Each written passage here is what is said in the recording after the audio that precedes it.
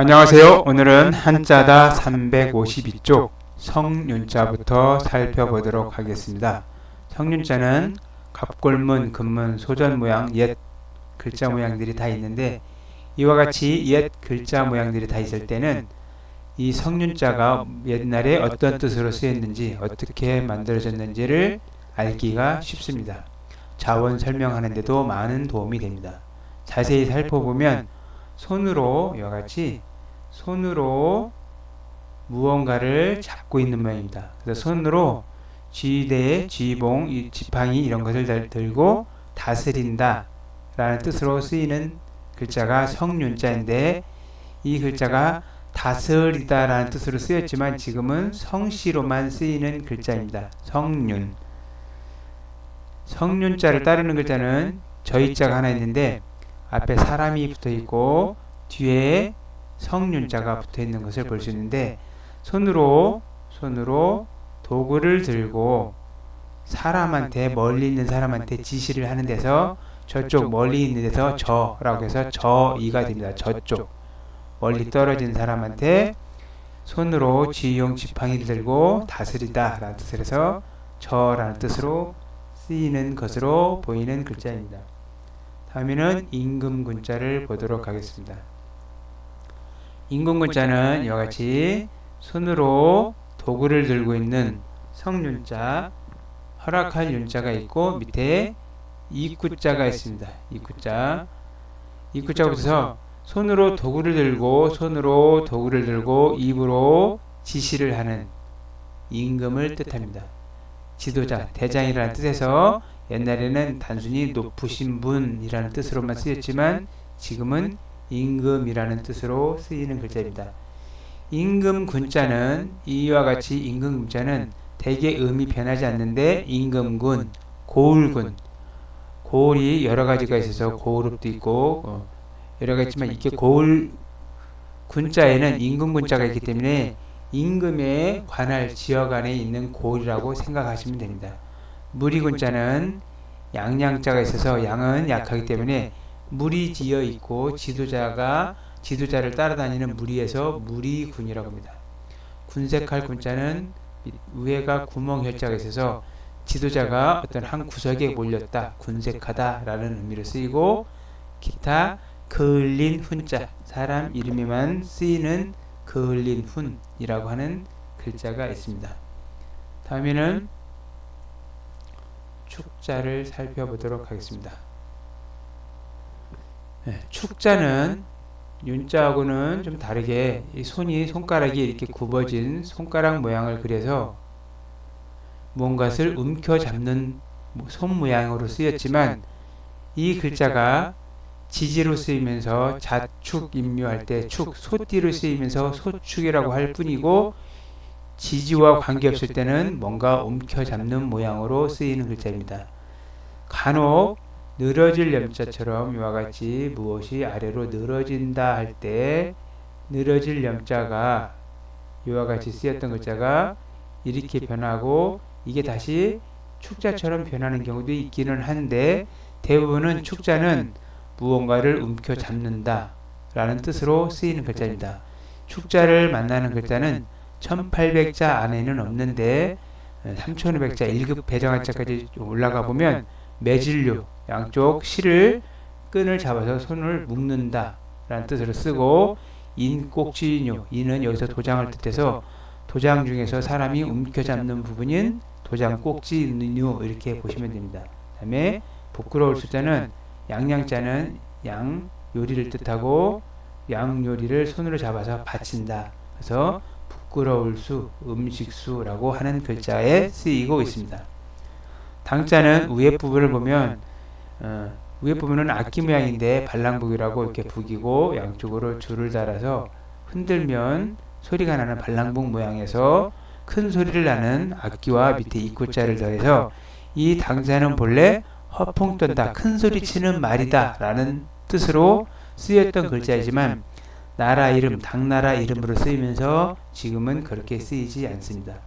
아무튼 당나라 당자는 큰 소리와 관계되고, 사탕당 엿당, 쌀을 크게 불려서 발효시켜서 만드는 엿당, 못 땅, 연못을 뜻하는데 연못에 삼수변이 들어가지 않고 흑토자가 들어간 것은 연못의 제방 위치를 나타내기 때문에 흑토자가 들어가 있습니다. 다음에는 단자를 보도록 하겠습니다.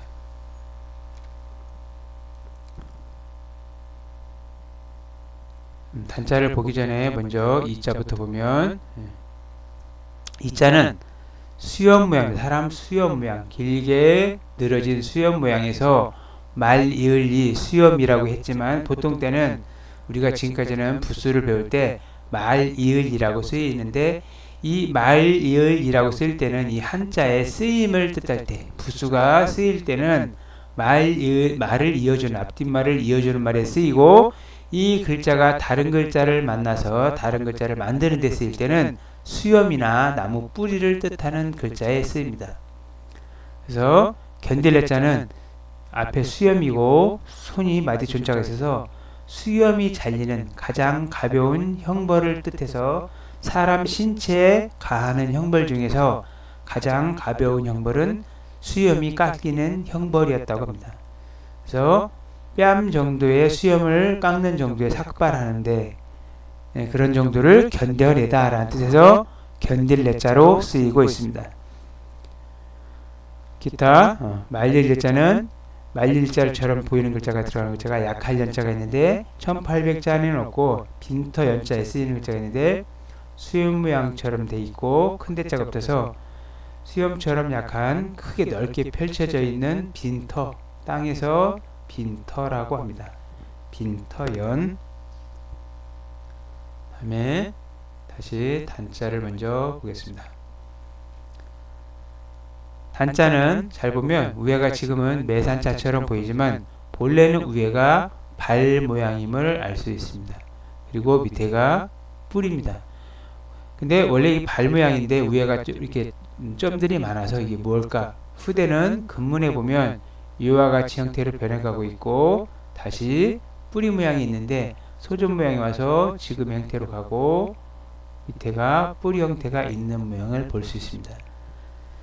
그래서 밑에서 뿌리에서 뭐가 커져 나와서 막 움직여서 자라나는 싹을 나타내는 글자가 단자입니다. 그래서 처음으로 싹이 나다 아니면 어디 뿌리 있는 데부터 발로 떠나다 그래서 시초 처음부터 출발하다 라는 뜻에서 단자로 쓰이는데 대부분은 싹을 뜻하는 글자로 보고 있습니다.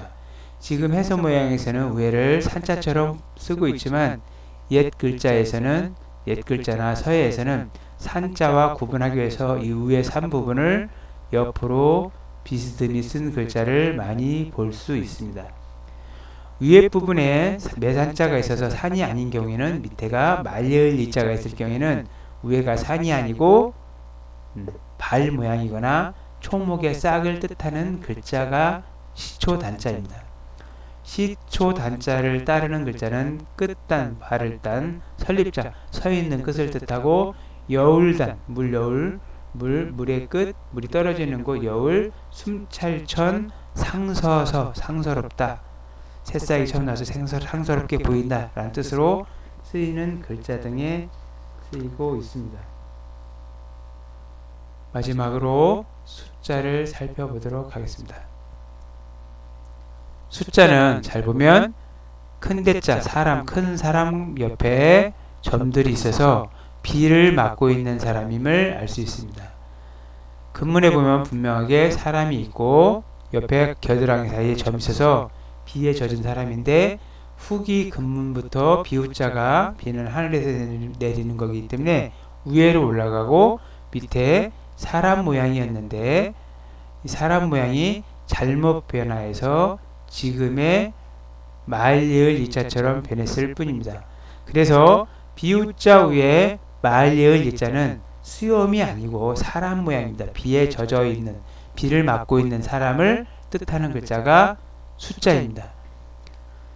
수염이 큰 말리을 이자가 아니는 수염이라고 보면 안 되고 여기서는 사람이라고 보면 됩니다. 아무튼 수염도 사람이 달고 있는 거기 때문에 수염이라고 봐도 크게 잘못되지는 않지만 본래의 글자는 사람이었다 라는 것을 알면 좋겠습니다.